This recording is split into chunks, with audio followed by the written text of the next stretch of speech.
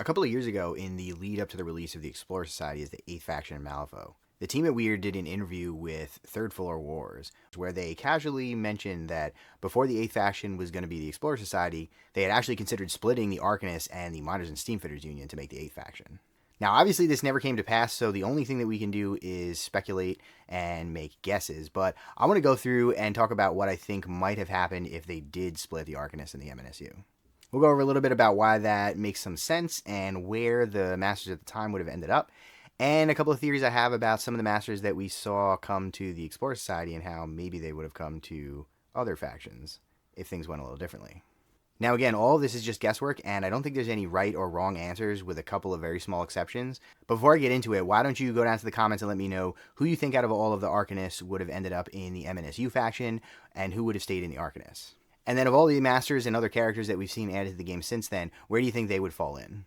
Post a comment before you watch the rest of the video so that we can compare your theories to what I came up with. Now obviously huge spoilers coming up for the story, so if you haven't kept up with the lore, then be aware of that.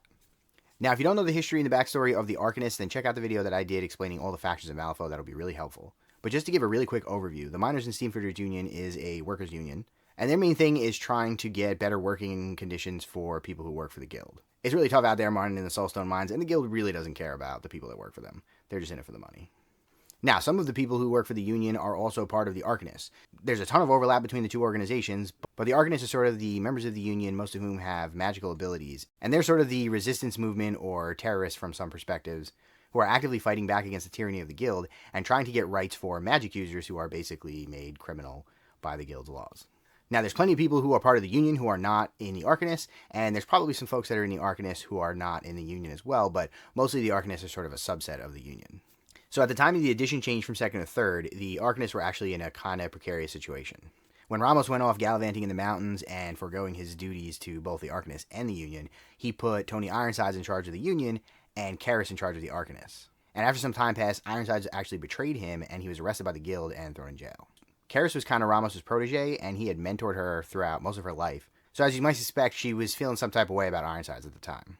And we know in the now official canon that Ironsides goes and beats her up a little bit and then kind of forces her to come to a truce.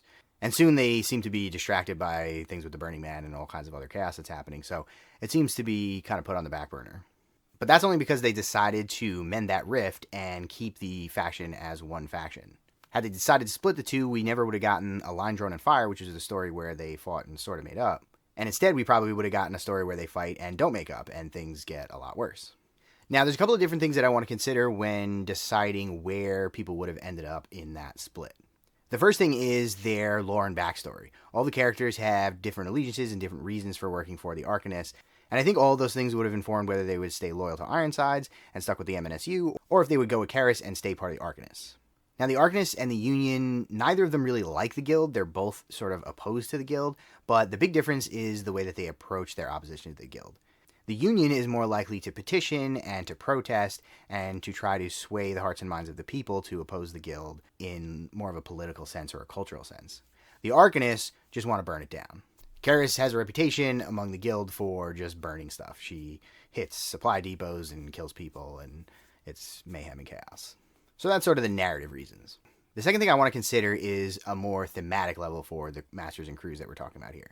The Arcanists have always felt a little bit disjointed to me because you have a faction that is kind of defined by its use of magic, but within it you also have a whole bunch of people that are just common folks and workers and laborers, as evidenced by the fact that we're having this conversation about splitting it into two separate factions. So the second thing I want to consider is whether a crew feels like it should be an Arcanist crew or a Union crew. So not necessarily because of their character motivations or their backstories, but more because a crew looks and feels like it should be a magic-using Arcanist crew or a kind of laborer-focused M&SU crew. Karis and Ironsides kind of show that divergence pretty clearly because Karis is a fire witch that has a bunch of mages and fire elementals in her crew, and Ironsides is a union organizer with a bunch of workers and politicians and lawyers. And thirdly, and maybe least importantly, the thing I want to consider is the sort of out-of-universe reasons for doing certain things. So, for example, at the time, there were 8 masters in every faction, so I think it's reasonable to assume that had they split the factions, they would have stuck to the 8-master rubric up until the point where we got new masters very recently. And then another one might be the fact that in the past we've never had two masters that had the same dual faction allegiance. So we've never had two guild and Ten Thunders masters, for example. I'm sure that's not really a hard and fast rule, but it just seems like the type of thing that they wouldn't do. And I also think it would be a little bit of a cop-out to just say that every master would stay dual faction Arcanist and M&SU. So we're going to say only one. So let's look at all the masters that were available in the Arcanist at the time. We've got Karis, Ironsides, Colette, Marcus, Sandeep, Hoffman, Rasputina, and Feng. So we obviously have Karis as the leader of the Arcanist and Tony Ironsides as the leader of the M&SU. I think that's pretty clear that they would separate and become specific to each faction. I don't think that's controversial. I also don't see any allegiances that either of them would have with an outside faction. I think it would just be solo Arcanist, solo M&SU. I think this is as close to a 100% lock as you can get in this. Clearly, this is what they were setting up as the conflict between the two factions, and it's the whole reason they split. So these, I think, there might be a right and wrong answer. That's how that would have gone. Now, it's going to get a little bit complicated, but not quite yet. Hoffman is the other one that I think is probably a lock for being just part of the M&SU. When Hoffman was originally made dual faction between Guild and Arcanist, it seemed like the obvious choice because we needed somebody to replace Ramos as the sort of robot master in Arcanist. But from a narrative perspective, it seemed like a little bit of a stretch. I think they did a really good job justifying it in Dead Man's Clock, which is this story where Hoffman gets recruited by Joss and a couple of Ramos' old friends. Basically, the idea there was that Ramos had been experimenting with amalgamation, which is where you use human parts to create a construct. And it's sort of like torturing the person and keeping them trapped in a cage. And it hits close to home for Hoffman because of the whole thing that happened with him and his brother Ryle. So I think that's pretty good motivation for him to join up and help them to try to track these things down and put them out of their misery. Now, I will note that that's something that didn't necessarily have to happen. He became dual faction in 3rd edition, so it's possible that that wouldn't have been how that would go down. But I actually think that if they split the Arcanist and the Union, it's even more likely that Hoffman joins up. Partially because they need to fill a slot in the M&SU, but also because Hoffman is really opposed to the Arcanists, which is why originally it felt a little bit weird that he would become part of the Arcanists. Hoffman's always been portrayed to be a little bit on the naive side, and he kind of thinks that the Guild is doing the right thing. And he seems to have bought into the idea that the Arcanists are just bad guys that are terrorists and evil. But he did like Ramos, and I think that him working for the M&SU makes a ton of sense. And even more so if they split. So this is another one that I think is a lock. I don't think you could make a really good argument for him being part of the Arcanists. And that right there is where things start to get a little bit messy. So let's get into it. Rasputina is a weird one because she isn't really loyal to the Arcanists or the Union for any particular reason, except for in the ways that it benefited her through her arrangement with Ramos. She was basically getting access to supplies and hideouts in the city and other resources from Ramos, but she wasn't necessarily ideologically aligned with either group. And we also don't really know much about her relationship with Karis or Tony Ironsides. My guess would be that she doesn't really care about either of them, but she's definitely the type of person who wants to get up and fight if she has any particular reason to. Rasputina and her crew, not really the pacifist type, they're cannibals, so law and order, not really their thing. So because she's more into the direct action thing, I think that means she will lie much closer to the Arcanists, and there's really no reason why she would stay loyal to the Union in any particular way.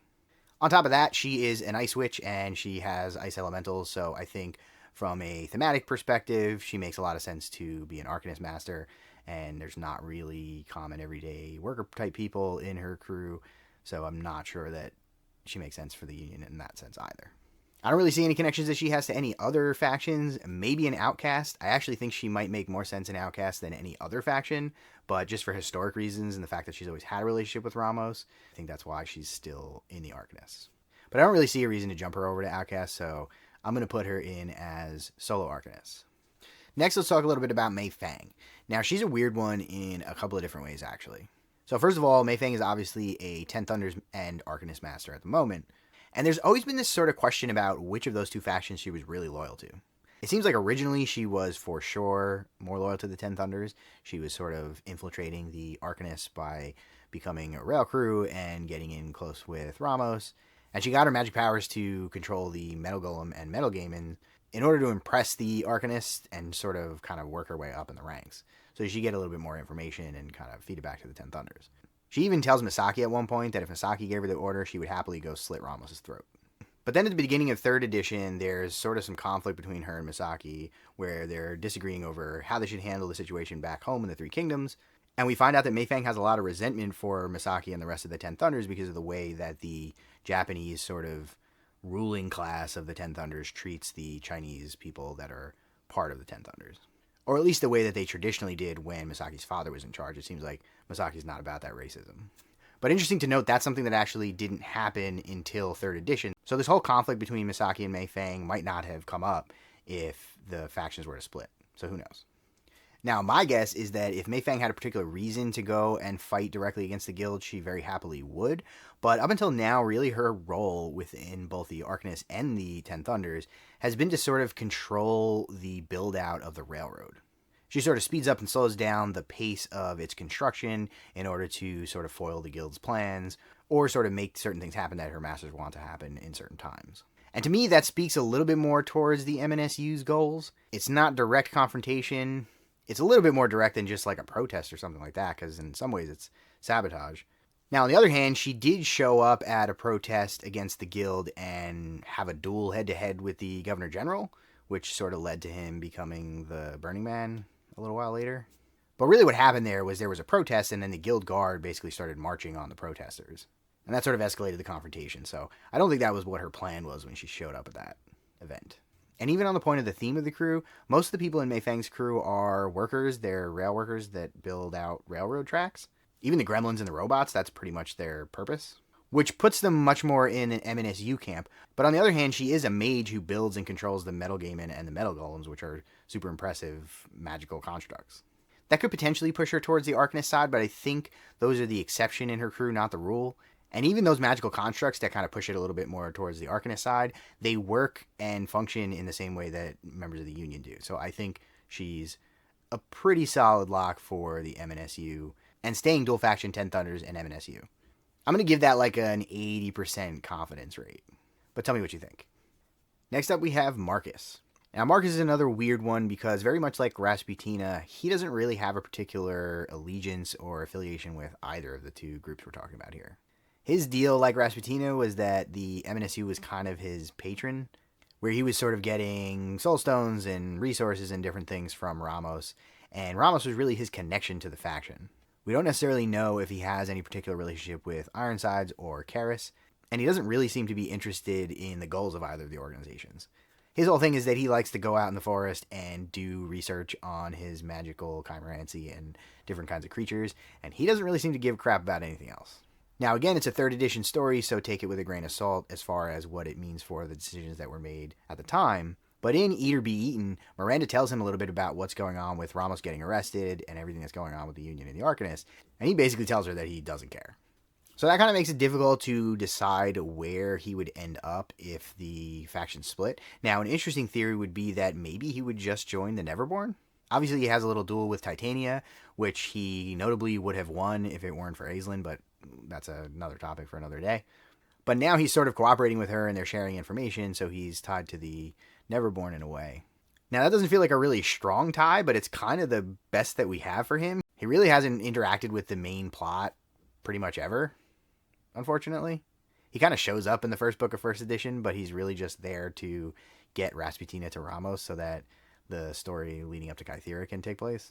Another off-the-wall theory would be that he would join up with the Resurrectionists. We know he has a relationship with Dr. McMorning, and Miranda is his niece. And obviously the type of magic that he does is kind of like necromancy in some ways, but I think that's a little bit of a stretch. I think my final answer on Marcus is going to be that he would stay with the Arcanists. And the reason that I say that is because, first of all, he certainly doesn't seem like he would hesitate to resort to violence if he had a particular reason to. And I think if the guild did go out and try to stop him, he would full on wage war against them, just like Karis and the rest of them are. But then the big factor for me is really the thematic element. His whole crew is about magically transforming animals and kind of warping and mutating them in different ways. And he's got a shapeshifter in his crew and chimera and all these weird, strange creatures. And I think just from a thematic perspective, that makes a lot more sense in the Arcanist. I don't really see any reason why any of those would look right in an M&SU crew. Now, I realize that I'm kind of just dividing them up into bad guys and good guys here, but I think that's kind of the point of splitting the two factions. So I'm kind of okay with it. So my guess for Marcus is that he would end up as dual faction Arcanist and Neverborn. No more Marcus in M&SU. Now, I hope you're enjoying this video, and if you are, do me a huge favor and hit the like button and make sure you subscribe to the channel. Those things actually help a whole lot. There's a reason why we're always asking you to do them for us. If you want to share the video around with some folks that you think might find it interesting, that would also be awesome. The YouTube algorithm is not very kind to small channels like mine, so if you share it with your friends, it means a whole lot to me, and it'll get the video in front of a lot more people. On top of all that, check out the links in the description below. We have the merch store where you can get a whole bunch of Defective Dice merchandise, the Wyrd affiliate link where you can shop on their store, and I get a little kickback for all the purchases that you make through that link, and a link to my Patreon where you can support the channel directly and get a whole bunch of different perks, including ad-free versions of the videos without these interruptions where I ask you to go to the Patreon, access to polls to vote on upcoming content, shoutouts at the end of the video, and all sorts of other stuff. But with that, thanks for listening to my spiel. Let's get back to the video. Next up, let's talk about Colette.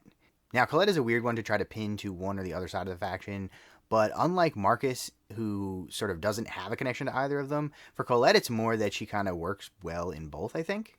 Now, like with a lot of these characters, her main tie to the Arcanists and the Union was her relationship with Ramos. And you sort of always got the vibe in their interactions that Ramos sort of looked down at her. Not in like a disrespectful way, but sort of like he thought that she was good for the thing that she did and didn't really need to step out of her lane. Now, maybe I'm reading into it a little bit too much, and part of it could be that she was brought into the faction later. She wasn't one of the original masters, but when they introduce her character, she's sort of portrayed as like a lieutenant. She's not kind of as high ranking as the rest of the masters. She's sort of the new kid on the block who doesn't pull as much weight as the rest of them. And I never really got the feeling that that changed. We know that she's working for the Arcanists, smuggling things through downtown Malifaux because she's got the Star Theater, which is in the heart of the guild's territory. And her girls regularly go down into the sewers and kind of move things to and from the breach so they can smuggle things back to Earth. It's actually a really important role within the Arcanists because a big part of the way they get their support is by smuggling things to and from Earth. But it's also a very limited role for her in terms of her association with the rest of the organization. Now, that right there really points to more of an M&SU thing than an Arcanist thing, at least in the sense that she's not doing violent opposition of the guild. She's sort of undermining the guild in a more strategic way. You wouldn't really expect to see Colette marching down the street and fighting back against the guild. She's definitely more behind the scenes kind of doing subterfuge. And I think that's really important for her because obviously she's a really famous person, maybe the most famous person in Malifaux, and she's right under the guild's nose. So if they knew what she was up to, they'd know right where to find her. Now that should make her a lock for just moving over to the M&SU, but the thing that kind of trips me up a little bit is the thematic perspective. Her entire crew's thing is that they do magic. And interestingly, they do both real magic in terms of conjuring and using magic powers, but they also do stage magic, sleight of hand and illusions and things like that.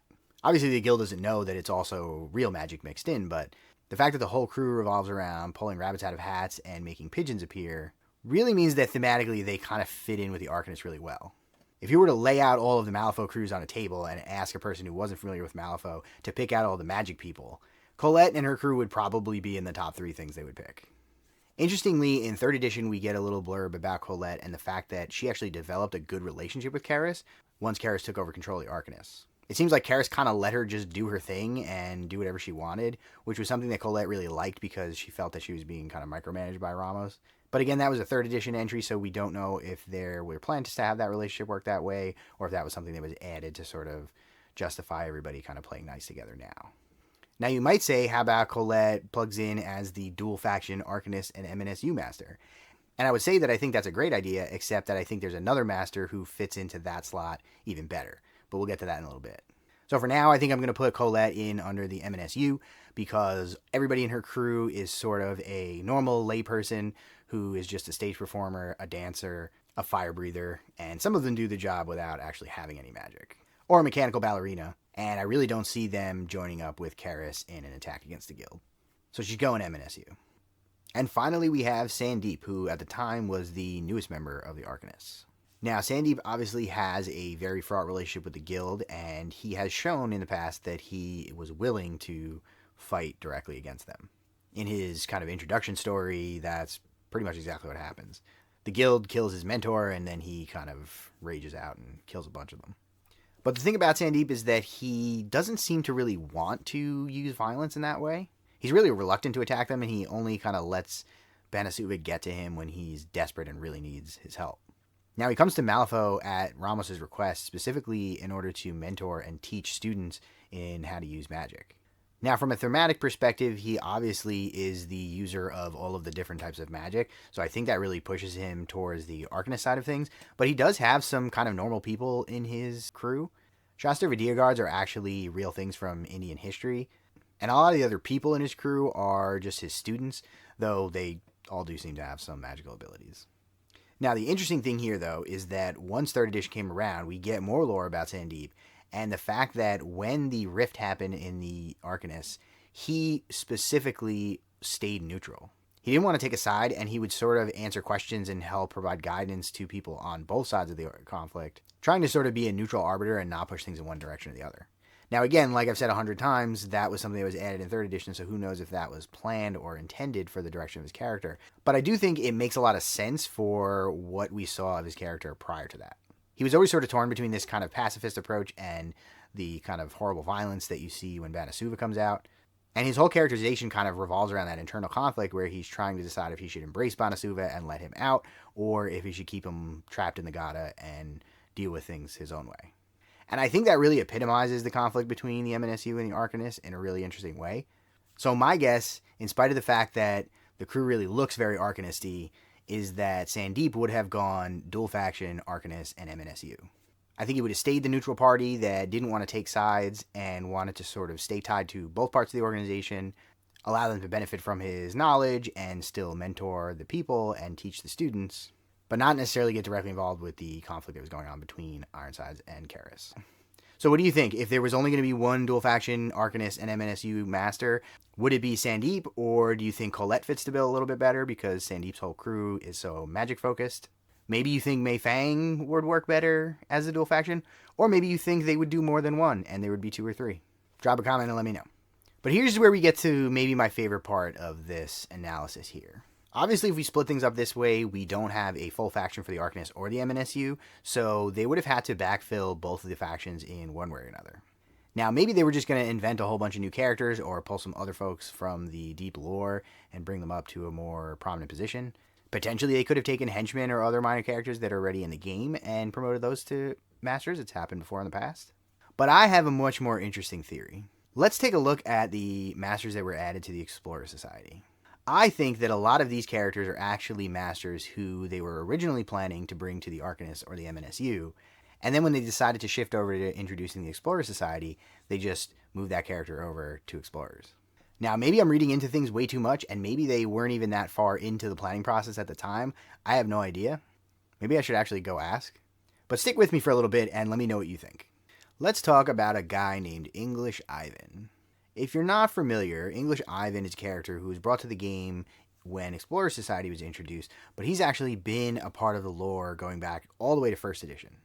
Now, ironically, English Ivan was introduced in the same book that the Explorer Society was introduced in, but I've actually interviewed the writer of that story, and it was not his intention for English Ivan to be part of the Explorer Society, in spite of the fact that it's mentioned over and over again in his story that he has some mysterious patron who he's answering to that we never find out the identity of. I think that now we can sort of interpret that to mean that it was the Explorer Society, but that wasn't the intention at the time. Now, English Ivan is a man who has sort of ambiguous allegiances. Originally, he was kind of working for the Union, and he said he was working for Lucius, although that probably wasn't true at all. And now we know that he's working for the Explorer Society. But the problem I have with this is that his connections to the M&SU were actually pretty deep. And I have a hard time believing that he just doesn't interact or work with them anymore at all. He was well known for doing operations for the Union and working directly for Ramos.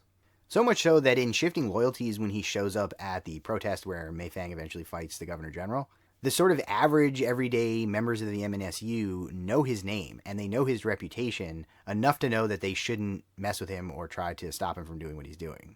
They sort of make a very strong point of that, which indicates that he works for them enough and has a reputation enough that he's clearly got very strong ties to the organization. On top of that, their base of operations for the Department of Ungentlemanly Affairs is at the Hollow Point pumping station. That's the most important facility for the Union and the Arcanists.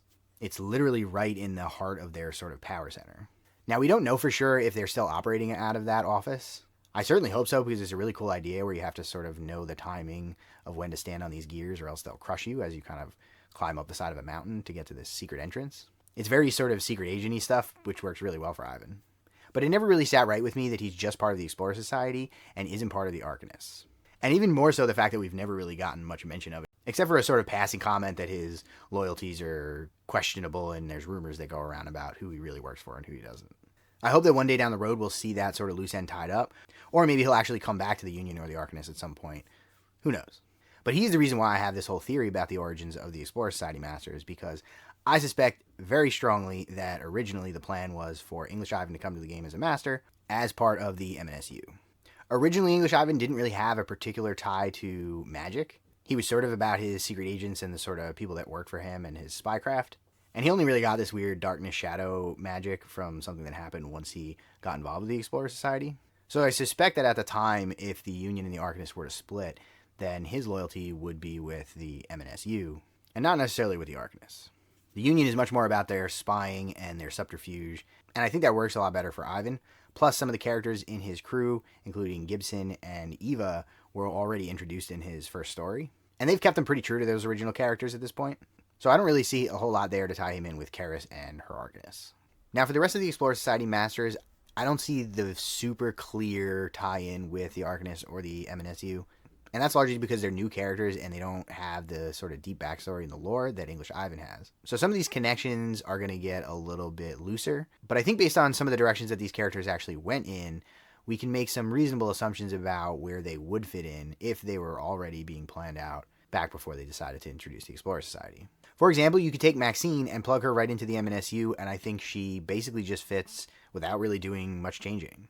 She's a scientist and a researcher, and she travels around Earth with her kind of crew of sailors and explorers and does science. She's got a big construct in the crew, and there's a little bit of magic going on here or there, but really they seem like they're just scientists and workers and sailors, and I think they would fit in with the Union really well right out of the box. I could definitely see a story where Ironsides reaches out to Maxine after she makes some discovery about the Burning Man, and then when she shows up in the oceans of Malifaux, the Union sends out the rescue party, and she just gets hired in as their sort of research arm, the same way that she did for the Explorer Society. Nexus's current backstory is that Cadmus was a creation of Titania that she had invented to try to find ways to overcome the tyrants in the Tyrant War. Now, the Explorer Society kind of found the remnants of it after it was banished, and then it decided that it would sort of work for them instead. But I could totally see a copy and paste of that story where either the Arcanists or the M&SU find it. Now, this is a tough one to pick because a lot of the things in Nexus's crew look a lot like normal people, even though in reality they're infested with the parasites, so they're sort of part of the hive mind. But I think considering Cadmus's backstory and the sort of magical nature of all of it, means that it would make a lot of sense from a story perspective if they worked with the Arcanists. Now, obviously, the crew could look different in this alternate universe, and there's no reason that the Cadmus parasite can't infect different things. So maybe we would have gotten a different version of the crew where they infested elemental creatures and more monsters instead of the sort of everyday people that we see in the crew now. The current crew definitely looks like it would fit more in an M&SU style crew, but I feel like the backstory sort of lends itself to more of an Arcanist feel, so I think it could have gone either way. Now, Lord Cooper's whole thing is that he's super into hunting, and he happens to be this sort of old money rich kid who uses his wealth to facilitate that. But I could easily see a minor change in his backstory that makes him fit in a lot better with the M&SU. And it wouldn't be that unusual to have a group of hunters who sort of unionize and work together to kind of ply their trade. This is over 100 years ago, so hunting and trapping wouldn't be that unusual of a trade for average sort of normal people to do. So I think that Cooper and the rest of his crew could fit in really well with the M&SU with that little caveat. I think that his current backstory with this sort of rich kid past, it doesn't work super well. But the other thing that I think is interesting here is that Cooper has sort of been set up as the rival for Marcus. There's obviously a lot going on in their backstory, and in the third edition story, we see that they come into direct conflict through Miranda.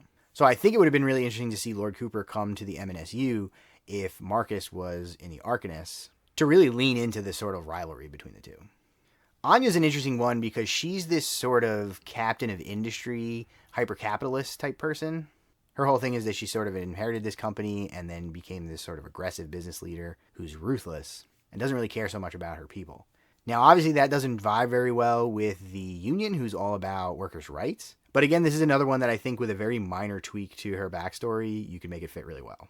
The only thing that's weird is that there would already be a rail crew in the M&SU, so it might be a little bit redundant, but I think there's enough to differentiate the two that it could have still been pretty interesting.